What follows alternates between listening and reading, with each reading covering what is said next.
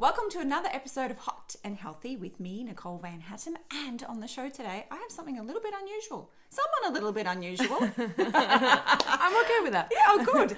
This is Mell Belmont, and Mell is a dating consultant, a coach, which she doesn't like the term of, and I'm going to explore that a little bit more. She's the founder and the CEO of Kismet, which we're going to talk a bit more about as well.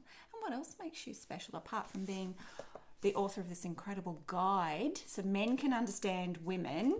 It's called What Women Really Want, a Man's Ultimate Guide to the Secrets of Understanding Women. It's not very big. I get that comment a few times. It should be thicker. I am talking about the book, of course. I think you've just set the tone for the day. I have. Awesome. I can't help myself. I think it might be the fact that we are going to be talking quite a bit about dating, and that has many different interesting angles that we can be exploring. She's off already? I'm off already. So tell us about you, Mel. Well, you asked if there's something else, and I'm a wing girl. I'm going to let that sink in. Oh, what's a wing girl? What is a wing girl? Well, what's a wingman? The dude that goes with you to help you out and boost your confidence and give you guidance and get you beers. Well, yeah, that's secondary to it. But that's it. I'm a wing girl. So I go with men and we practice and understand what's going wrong in the real life when a guy is approaching a woman, when a guy is conversing with a woman, and when a guy is trying to get a date or a number or take it to the next step. And I'm helping from the background. I observe, I coach, and help them work out what's going right and wrong in that exchange. And what happens is in that moment, they can literally go, oh, now I know what you, and they literally lose the ability to speak because it's just kind of just whoosh, absorbed, and then go, now I see it. I don't quite know what you've taught me, but I see it now. And they can go away and really, some of them go straight back in and try approaching another woman and really nailing it in the moment. And others take a few more weeks and months, stop it with the nailing. I know you went there, I saw that. It's just where my and it helps. We all know that learning and knowledge, and some of us are workshop junkies. Some of us are learning for life, which we should be. But if we're not taking action on it and if we're not integrating that wisdom, then we're not really truly absorbing and allowing that information to change our lives and make the improvements. So as a wing girl, somebody will come to you as a dating consultant and say, Mel, I really want to have a loving relationship, but I just have a lot of trouble meeting women. I don't get them. What am I doing wrong? What's the process you take them through, and what does the wingman do to help them get the outcome they're looking for, which I'm assuming... Assume away and let's clear this up. Okay, is to have a loving relationship at the other end. Yeah, so let's set the framework here, if I may. Please. I don't work pickups. I don't work random. What I don't do is judge those. So if a guy's not ready for a relationship, but he wants connection and meaningful connections, whether that is short-term, one night stands, less so, but maybe friends with benefits and that sort of thing, because they know for whatever reason they're not ready for a relationship. That's a different discussion, and I help them understand why they're not. But no judgment, because at the end of the day, humans need connection. We need physical interaction. And those who are wise enough to put their hand up and say, I'm missing that intimacy, but I'm not ready. I've got complications in my life, or whatever reason I'm not ready for a relationship. Then it's still enabling that. And I forgot the question because it's such an in-depth. I know. It's bringing the awareness to enable people to have connections again. So you were talking about what you don't do. So you're not really into getting people to be good pickup artists. It's around people who are interested and ready to have some form of human connection, and preferably those people who are looking for a loving, intimate, a long-term connection. Yeah. Right. Okay. And so if they come to me, there's two ways. One is through the coaching consulting avenue, where then at a certain point they feel they're ready to take some of the knowledge and wisdom we've been working on and put it into action in real life. And the other is just, as many men do, just fix me up. Let's just get the results now. Just come straight in for a wing night where I do some coaching up front. We work out what the issue is, and so the framework. We'll go back to the framework. That was what your last question was, and the aim is to raise their confidence pretty much in one night, to understand what's going wrong, to understand if it's language, if it's their body expression, whatever it is that they're doing wrong, so they can pretty much straight away get a change. And it's really interesting, the range of clients that come in. You got the ones who are really shy, really introverted, if we want to put them into a box,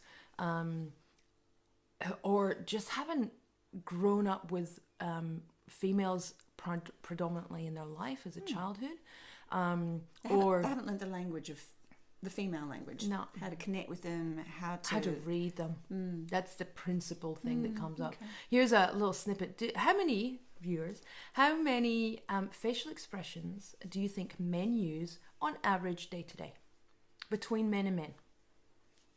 Oh, wow. I've never even considered that. I'm going to answer on behalf of you, the audience, because They can't talk to us. you can't. I honestly wouldn't be able to hazard a guess. I mean, I must do 1,000 in just this interview. I've never considered how many facial expressions a man would use with a man. All right, 5. so apparently the average is 10, 8 to 10 from men. I'll do 8 to 10 in a minute. Yes. Well, you and I are very visually expressive. I've been told that a lot. But women on average in a day, 52. That's a big difference. So men, when they're talking to one another, it's kind of black and white. You can see the range, the high, the ones and the tens expressions, and they've got a few in the middle that is the nuances. Women, we have so many. We have 3 expressions for, now I'm going to put myself in the spot, for curiosity. We can, and the guy's like, what is she saying? I don't know what that means. Does that mean she's angry? Does that mean I've upset her? They don't know how to read it. So that's how I can help them understand. I'm not teaching them all of the body language techniques, because there are many. I actually have another consultant I send out if they're really struggling in that space. But helping them understand the basics, because let's be real, ladies. We are complicated. Fabulous. We are sophisticatedly complicated. Oh, yeah. We are good. We're good at communicating. We also like to keep the peace. So if we can find a way of not offending someone for the greater cause of just keeping harmony, it's not worth upsetting. But the problem is men are left not knowing what that means. So we need to be more direct. Have you got a program for women to understand men? It's maybe in the pipeline. It's something my coach has said, not yet. Right. You've got enough projects underway. You've touched on the word coach, and before we started recording, Yeah. it was a word. She doesn't like the word coach. Well, it's not me. Can I Go. Can I go? So, coach is a good term. I'm a coach. You're a coach. I am a coach. I'm a coach. I have 3 coaches. I've got no problem with a coach. Actually, my coach, my business coach, one of my business coach, the business coach, he tells me that teachers teach us so we can learn. Coaches teach us so we can get results. Okay. Pretty profound. That might not be verbatim what he says, but that's the essence. For me, a coach is someone who takes you through a journey of discovering that you have all the answers and solutions within you, and helps you to realize that you are resourceful and complete and whole, so that you can be empowered and feel confident to take it forward to wherever you want to go with that. And then that makes you more resourceful long term. Yeah. You still need coaches. Coaches need coaches. It's to get yourself to the next level, to expand, to grow, to also have a little bit of a wingman. My coach is my wingman. Yeah, when you put it like that, I like that. How about that? But what I found is the feedback, and this is please don't be offended to me, ladies. It's not, this is the feedback I'm receiving. Ooh, here it comes. Is some men, not all men, obviously the evolved ones understand what it's about, but some men go, ooh, a coach is a bit woo-woo in this sense. Even though coaching, the whole concept of the modern day version of a coach in all the different forms, success coaching, life coaching, health coaching, all the different types of coaching, even business coaching, the concept stemmed back from the days of, the high performing sports person who had a coach to help them take them to the next level, get the edge on their game, get them focused, and put that strategy in place for continuous improvement and evolution. and performance. So I wonder, is it just because perhaps there's been coaches out there who are not so skilled or educated or capable, and they've used the word a little bit too generously, perhaps? Maybe. You know what, does it matter? So the feedback is that consultant is something they resonate more with. With a man. With men. Okay. And at the end of the day, the men can call me what they want. They can call me a wing girl. They can call me the romance, whatever. I don't care. The label is irrelevant, other than how, ultimately, look, my vision is to help men. And if they are going to respond to one word more than another, at the end of the day, isn't that the importance? Absolutely. Because, here's a secret, us women benefit from it. If the men are more comfortable to speak and be themselves through a romance consultant, we all win. We all win. And call me whatever you I want. like wingman. You're like, well, can I be a wing girl? Yes. When you're 70, can you still be called a wing girl? Absolutely. Oh, God, can you see me in the retirement homes? I'll be the one hooking everybody up. Love it. It wasn't about hooking people up. No, but at that age, lifetime relationships are a little, let's be with real. The relationship We're as fast talking as you can. only retirement villages. But then, having said that, I'm sure there's plenty of ladies and gentlemen in those homes for 30 years. Absolutely. So maybe, Yeah. I don't know, we went off on a tangent there. We did. We do that a lot. I love the long-term vision you have for my business, though. Wing girl at 70. You're going to be a sexy 70. This is the Hot and Healthy Show. I'm going to be sassy. The stuff we're doing. I mean, look at this. We're drinking green smoothies while we're recording. And I've got green tea and she's got some ginger tea. Black tea with ginger? Yeah. Yeah. With honey too, though. What does your boyfriend say about this? Oh. What's the green stuff you're having? And this one's got chocolate in it. He's going to like this. He's like, raw cacao, baby. What's that green?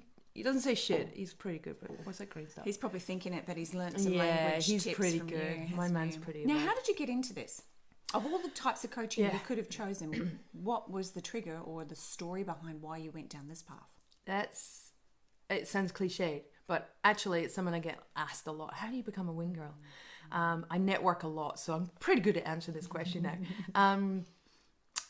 It's through an exercise I did and a couple of different tools.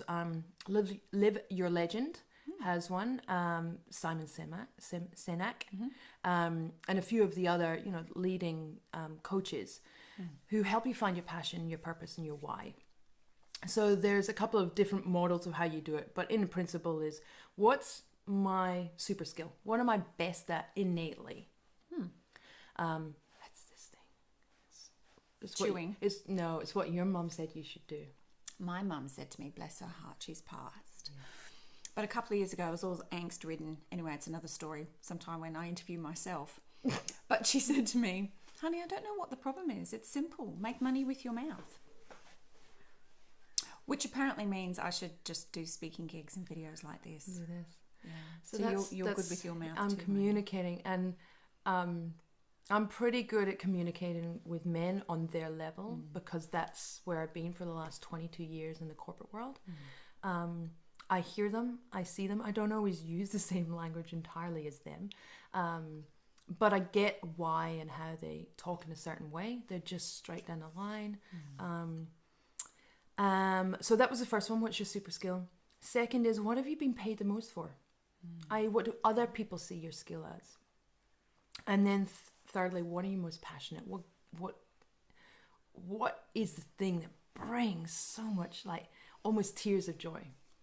So when I did that exercise, I came up with a few different things. And originally, I started a business as a engagement proposal planner. An engagement proposal planner. So I love working with men. I'm really organized, and I've got an event planning background. And I'm a super romantic, like hopeless romantic. And so I went, oh my God, the boys who want to plan these proposals. Perfect. I've got the romance, I've got the event planner. Let's plan proposals. Because I'm like one of those sad chicks who goes on YouTube and Googles everybody else's proposal. I cry every time. Oh, gee, well, I hope your boyfriend... I don't want to put that pressure on him. We're not even going to go there. Okay. In case he watches this, I don't want to do that to him. it's not my business anymore. But that's what I wanted to do for men. And then I discovered there's a thing called marketing. Mm-hmm. And in the business world, you've got to have money to tell society about an industry that doesn't exist yet. Yes, you have to create the demand. People don't even know to look for a proposal planner. Right. Wow. Wedding planners 10 years ago had the same thing. It was only for the elite. So I kind of had to shelve that because I couldn't find any. I found one. And it was a 10-year re-proposal. It was gorgeous. Oh, how beautiful. So you don't offer that service anymore? No, I've had to. It's shelved. It's not gone. It's just shelved. Parked because for future. I'm pretty sure when this video goes out there's a lot of people out there going to go, oh yeah, there's so much pressure to make that moment so special. I could use a little bit of help. You could end up doing wing girl services for you're going to get them into the relationship, coach them through to the catching point. up with my business model here. Yeah, and that's it. It's romance consulting. So it was too difficult to continue with that because the awareness wasn't there, and it was taking too much time to build awareness of that particular need. Yeah. And then that you had the service that provided the solution. So then where did the wing girl thing come about? Well, as you say, let's create a pipeline for prospective clients. And then, which sounds really manipulative, but what happened was I started doing some meditation specifically on, okay, what should I do? I want to work for myself. I want to create an impact and leave, not a legend, I'm not that egotistical, but I want to, legacy. But I want to make an impact. I think I probably watched a movie around when there was a death, and it's like, what do I want people to say at my funeral? What do I want to be remembered for? And I say that because I don't have children, and that's a very clear decision I made that ended in divorce, actually. But anyway, that's all good. So you were married before, and I was married. Yeah, bless him. Okay. Anyway, that might take us down another rabbit hole, and that's okay for maybe later. I'm already losing my thoughts, and it's gone. Is it? Yeah. Too many thoughts going on in my head. I'm a girl right now. Oh, it's okay to be a girl right now. And I was thinking about the divorce, and I've gotten sidetracked down there. Yeah, that's where my head went. That's okay. Cut this bit. So what were we talking about? You were talking about. I'd asked you the question around. Why dating coach, right? You said it. You thought it was manipulative. Yeah, okay. Yeah, so, but it's not, and you're creating a pipeline. You're solving a problem, but realising that that's 2 steps too forward for the marketplace. Yeah, and that's what I'm, so it sounds a little bit manipulative, but what I wanted to do was create pipelines and help single guys, and then obviously I'll get proposals down the track if I do a good job. But what happened was I started doing meditation and seeking guidance of internally, what should I be doing? And this is my purpose. I want to work for myself. But this proposal thing isn't obviously the first step. And so this guidance came through of I should be using my wisdom and sharing my wisdom. That was the statement that came through. Share your wisdom. And I'm like, I'm not wise. What do I got to share? All right, well, apparently I'm good at communication. I worked that out for myself. And about 2 days later, there was something before, a guy friend called up looking for some guidance about what happened afterwards. He just asked, right, okay, let me paint the picture. He doesn't want a relationship, but he wants to meet women. And so he's going to this yoga class because he was interested in yoga, but he really liked the instructor.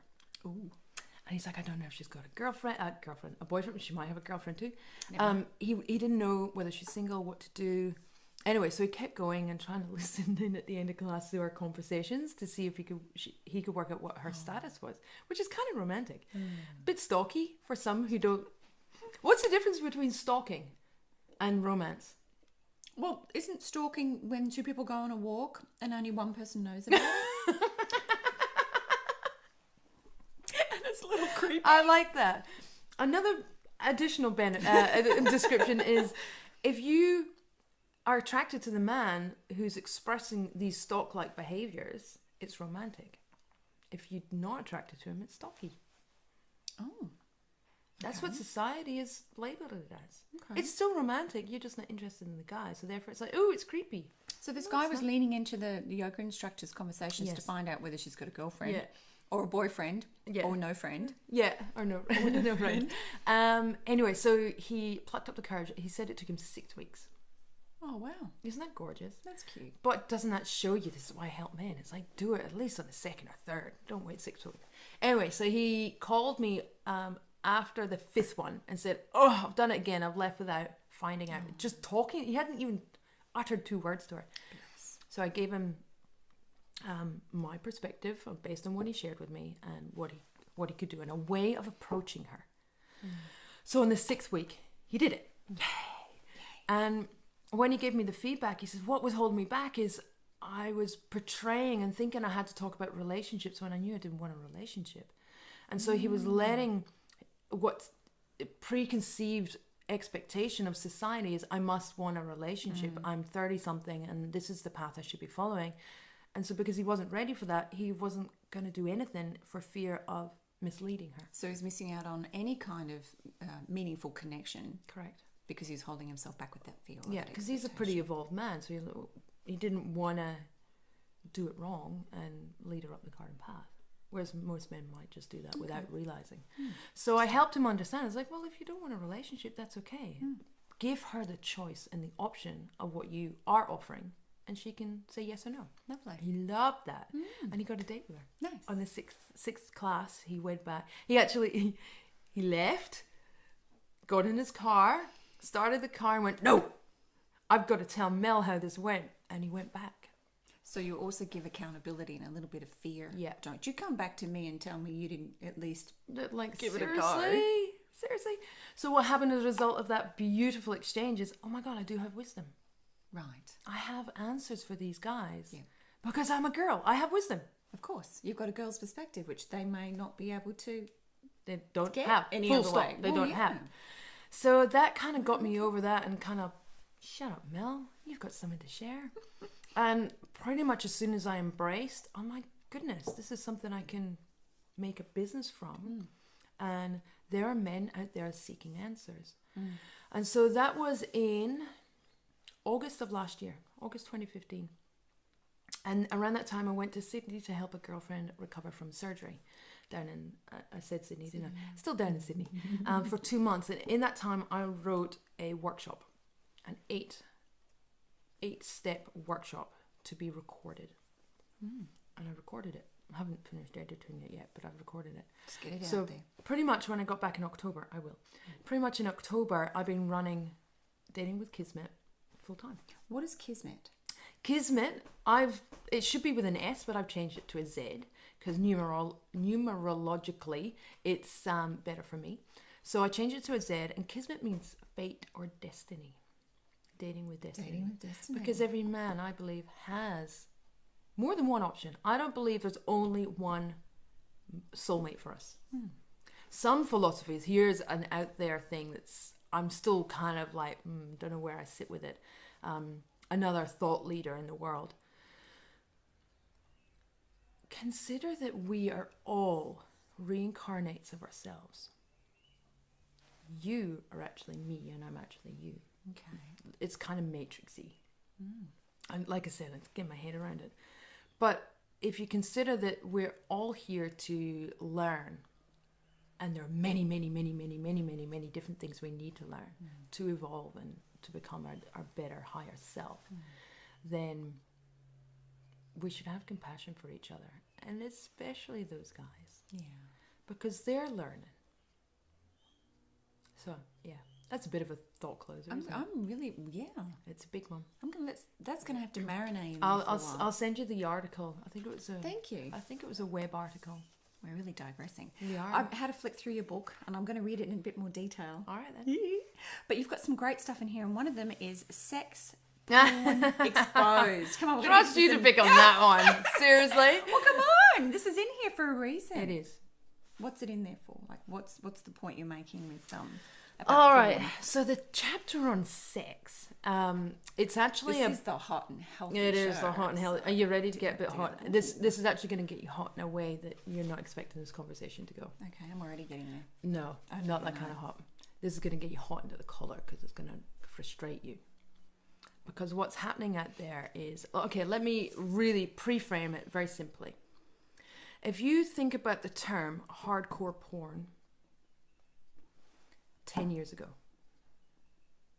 Okay, I'm thinking. maybe not the graphics thinking, but that term and what that represented is now mainstream free porn. So what has happened is the industry has become so prevalent, so commercialized, that what used to be, and I'm not making any judgment about what hardcore is to everybody. Some are what vanilla and some are kink and some are extreme, whatever. It's not about that. The freedom that the internet has created is positive and negative. And one of the negative impacts is it's educating our younger generation on what sex and what possibly women might enjoy is quite different from reality. Okay. So hardcore porn is now actually softcore. And so it's getting more extreme. Wow. So the new version or the Correct. now version Yes. of hardcore Is another level. And again, I'm not going to judge. So this was the hardest. Thank you for picking the hardest chapter to write because it's not my expertise. But doing the research for the book, the industry is quite shocking, and for evolved women like us, it makes me, because it's creating these feelings I had, and it makes me quite angry. And I watch porn. Let's just put that up front. I'm somebody who likes certain types of porn. But the industry had become quite corrupt. It's become quite... Do you know what one of the highest searched porn categories is? Do I want to know? Probably not. Do you want to whisper it to me? Oh, no. Tell the audience. Child. Ugh. So we go, ugh, but that's what turns them on. Wow. Because it's innocent and it's that caveman controlling. And I get this is what the book's about, the psychological differences and where we're coming from. I'm not making it right. Let me make this absolutely clear. One day I might tell you my story and why I'm so anti that stuff. Read between the lines, it'll make sense. And so what has happened, let's bring it back to now, is the industry has created accessibility for young men, all men, but particularly our younger generation. So they're acting out what they think is what makes them a sex stud. And we know, especially us evolved women who can speak about what is and isn't comfortable in the bedroom, know that quite a lot of those acts, they're not for us, let alone young teenage girls. And that would then be translating itself into the way these men, not just these men and boys, would then be thinking about, well, then how do I start the conversation and the process of building a relationship with a woman who I'd like to end up being intimate with, because they're thinking about they don't need to go through that process because porn does not do dating. Porn does not do romance. Porn doesn't do conversations. Porn does end result, end game now. Yeah. So that's changing the way they're thinking. So they're not learning any of the skills needed to have that relationship conversation with the opposite sex. And you know what's missing is that hardcore kink extreme porn might be what a woman enjoys.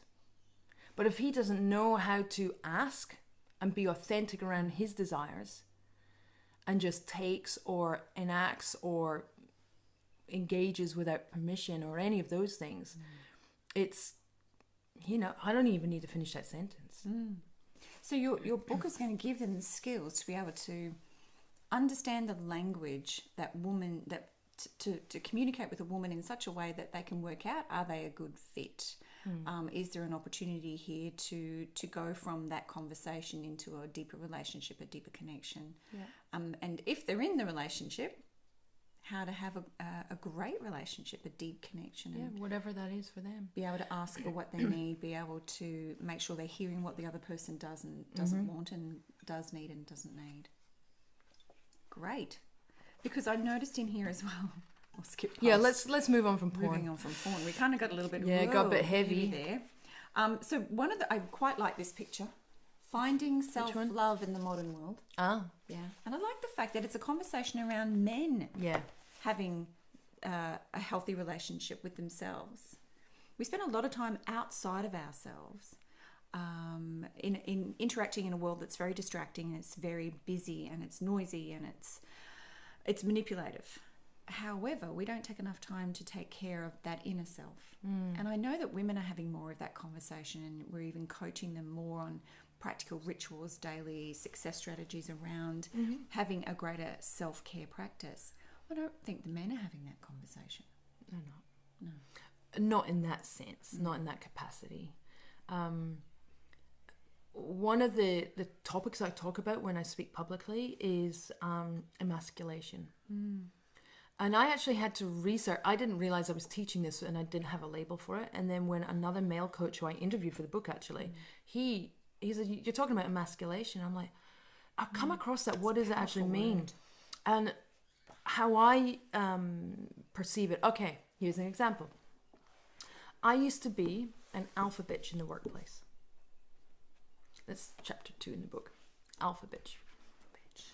And what does that mean? That means I knew what I wanted, how to get it, was going after it. I didn't need a man. In fact, I remember one guy I was really keen on and we were dating. And he said, I love you, but you don't need me. And that hurt. And I'm like, I freaking need you big time. But how I was living my life left no space for him to fill. Right. I was that alpha for both of us. And through coaching, life coaching myself, through healing a lot of my childhood past stuff, and of course that then evolves into me being a more awesome human being. I worked out that I was being this alpha and I wasn't being in my feminine. Right. And so going through all of that, learned that we need to be different with men. We need to allow space for them to step up. I was constantly, well, if you can't approach me, if you can't do this, if you can't do that, he's not man enough. There's truth to that, but I didn't really energetically let him either. I didn't give him the opportunity. I was always one step ahead of him. I really like that. No man can I really live like that. Modern women, particularly in the West, we have the ability to do anything and everything we want. We can get degrees, we can start companies, we can be CEOs of companies, we can do the most amazing stuff. We can build our own homes if we want to. We can get sex if we want to pay for it. We can do everything. Sex if we don't want to pay for it? We can have children by ourselves. Everything we want is possible and quite achievable. rightly. Let's put that on the table. But then where does the man fit into into that? And it takes that awareness, self-awareness. There's still not enough equality in the world. We should still be empowering women. We should still be bringing about changes. But along the way, let's not forget that we're women in our heart and soul. I want to desire and need to be vulnerable with my partner. I need to let him know that I'm not Superwoman. By being Superwoman, he can't be my Superman. And well, we've seen movies where that happens. The world gets kind of messed up. Thanks, Hollywood. I'm a bit of a Hollywood Marvel Comics girl. By learning that I was masculine or alpha or however different labels, there's a couple of different thoughts out there, but not allowing myself to be right now vulnerable. This is vulnerable. It's talking and sharing my views. They might get backlash about my talk about views about sex and all this stuff, but I have to be vulnerable. I have to be me. And by being me, he just fills my heart. Because I allow space for him to. You allow space for him. And that's the thing. We can have everything. We can do everything. And he wants me to be amazingly successful in my own right. He wants to support that, and he will continue to support that. But he has his identity too. Yeah. Yeah. So there's really 3 people in the There's relationship. always say 3 You, identities. him, and the us. Yeah. Or the we. Yeah. love So it. can I pull back to the first question? Oh you my asked? gosh, absolutely. Yeah, that was the It's your framework show. question. No, it's our show. It's well, It's your show, actually. it's my show. It's your Welcome to my show. Hashtag All about me. The framework I developed, and I've just created a female one actually, which isn't published yet in any way. It's been tested. The number 1, which will be the same in both male and female, is your why. If you don't know why you're single, in my sense it was because I'm basically pushing them away. If you don't understand why you want to be in a relationship, you're not going to find the right thing. If you're putting out something that unfortunately might be codependency or needy or dare I say desperate, because you want connection, and I respect and understand that, but men feel that as constriction and restriction. Men's values at an innate level is freedom, so we give off anything that is the opposite of giving them their freedom. We're going to detract from them. Okay. Even though they're seeking intimacy, they're seeking connection and relationships, it's this primal stuff we're talking about. And understanding that for ourselves is the key for both men and women. Why do you want to be in a relationship? And then the framework moves into... And perhaps also why you don't want to be in a relationship. Absolutely. Yes, thank Be you. Very yes. clear about, well, what is it that you want? I think some people, like you were saying back in the early part of this interview, was around this belief that I'm a certain age, therefore I must have a partner.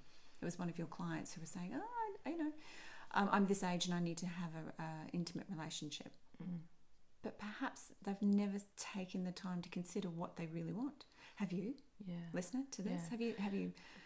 One of the hardest questions when I do workshops on this is always the one I need to allow more time for.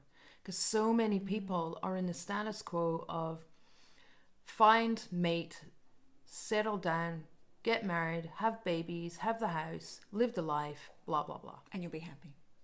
Equals happiness, yeah. And so many people are unhappy, and the divorce rate is through the roof because people don't know why they got into that relationship in the first place. So that's always your starting point.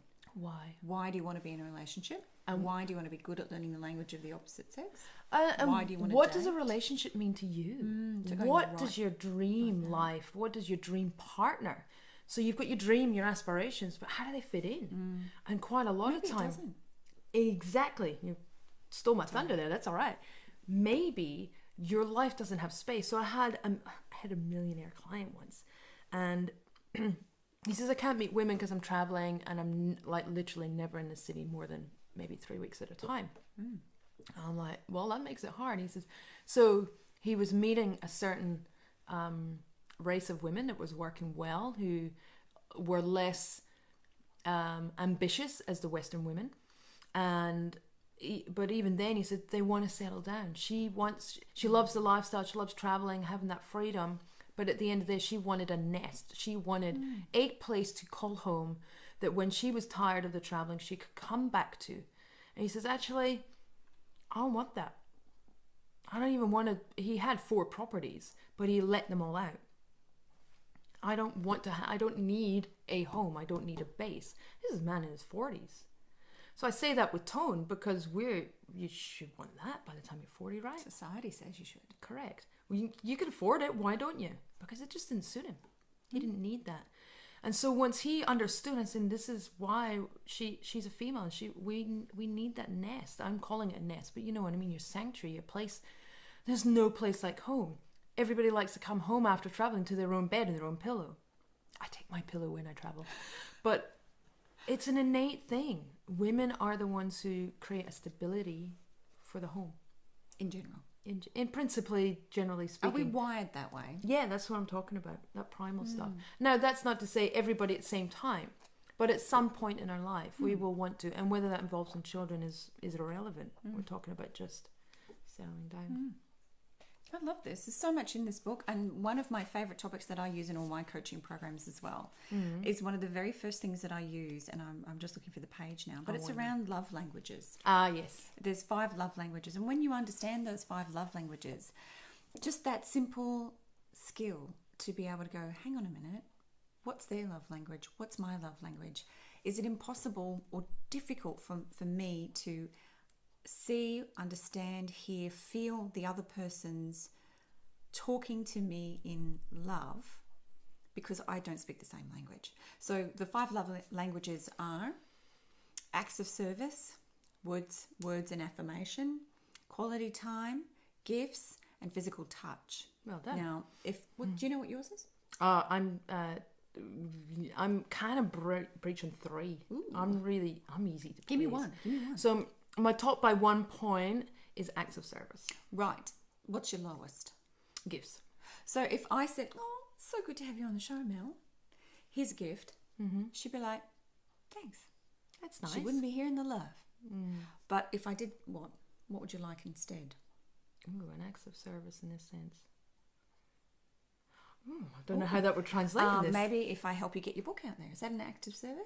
Yeah, I guess it is. It's a marketing. Yeah. Would you appreciate that more than me giving you a bunch of flowers or helping, assisting, making life easier is acts of service? Okay. And so for me, it is words. Your words of affirmation. Yeah. Don't give me gifts. Yep. Diamonds is an exception. Yeah. There's always is an exception. Actually, can I just? You're a bit too narrow for me. Any precious stone.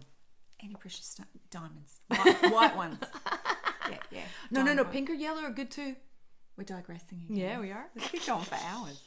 But it's a very simple way and a very quick way to understand a very powerful tool to understand why you may be screaming love to the other person. The other person is not receiving that because they just don't understand that's what it is. So an example that I use quite regularly is that mine is definitely words.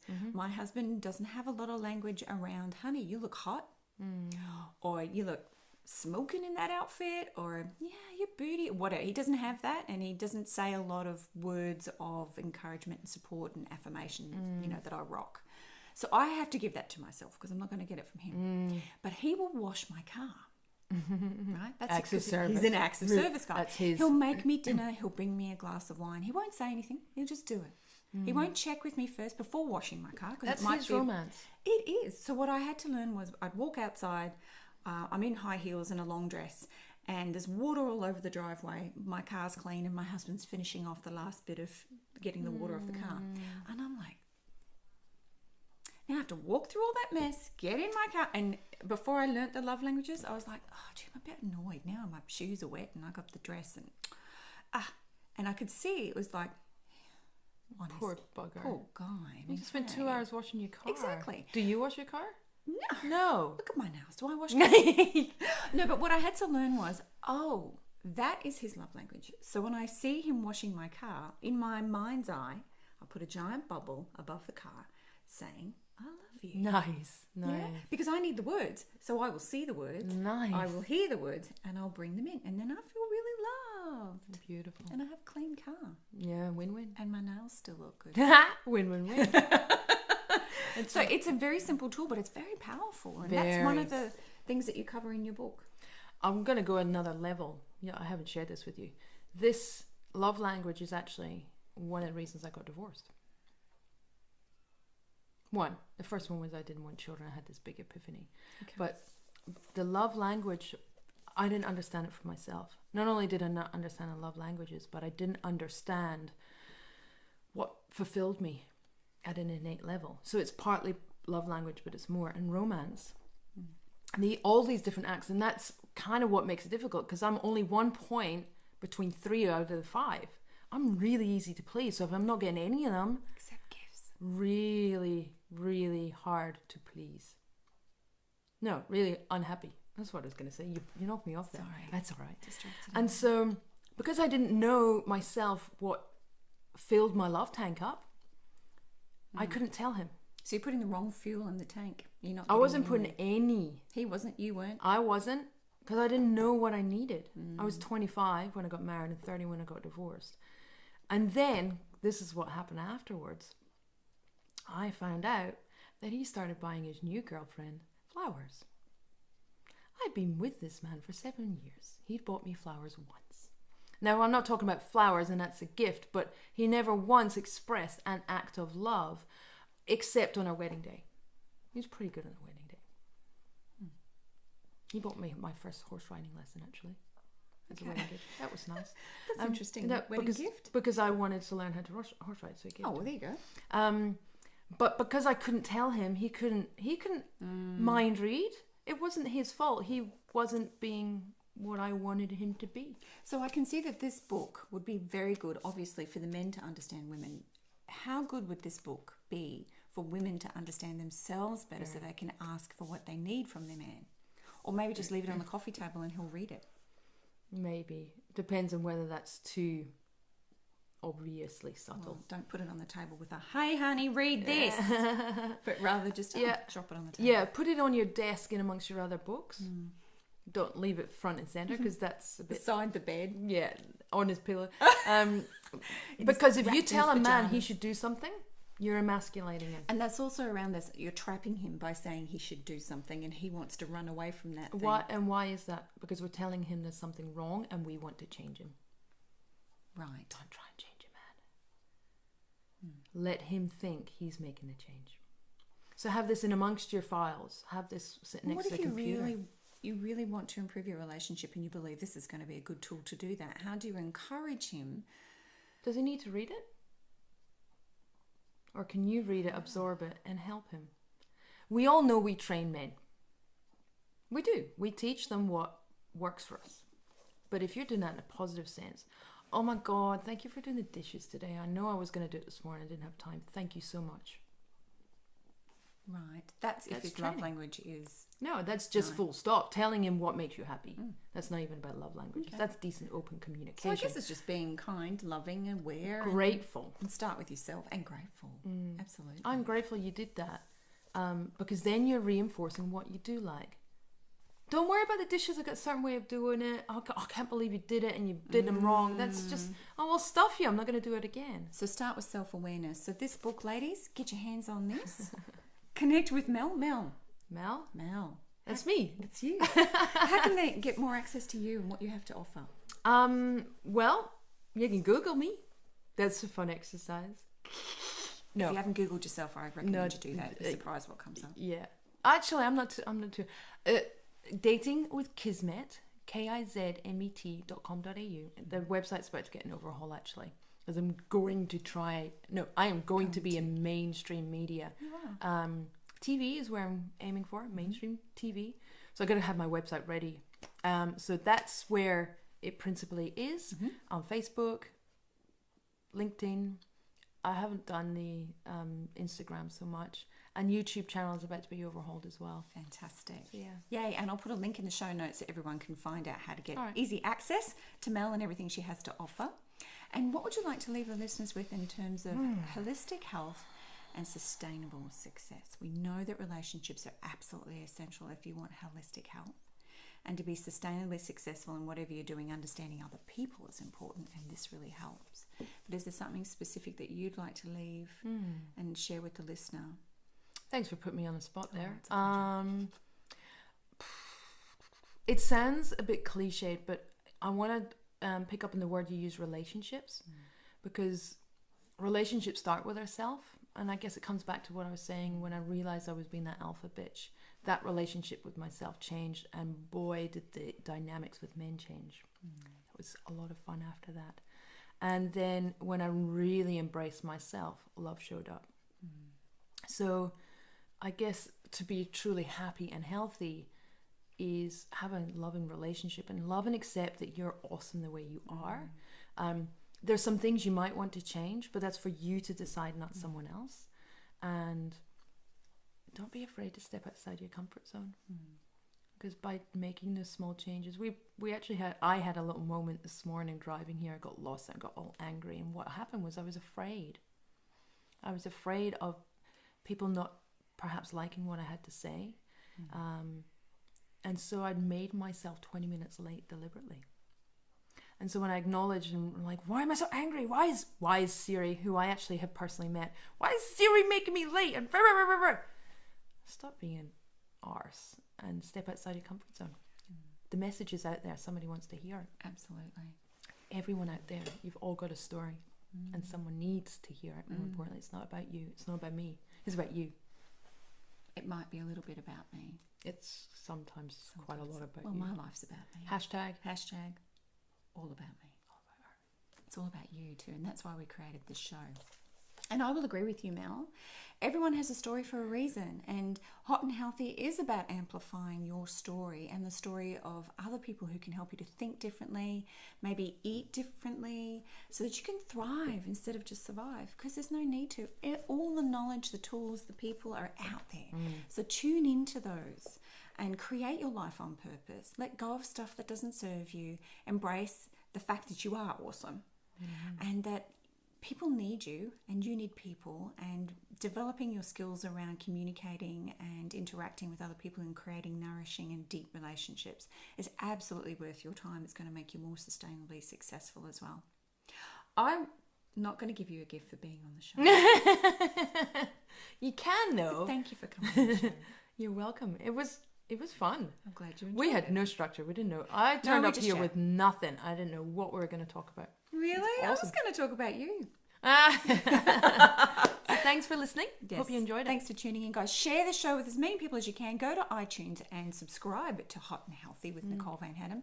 We have a new episode coming out every Tuesday. There are over, at the time of recording this, over 60 episodes already out there to help you to tune into what's going to make you feel better and think better and live better. So go and get what you need. It's all there and it's all free. And go to my website, NicoleVanHaddam.com. You'll find out where to get all the information about how to connect with Mel. And there's heaps of free resources there. And you can leave a message and I'll get back to you. So, remember to be hot and healthy.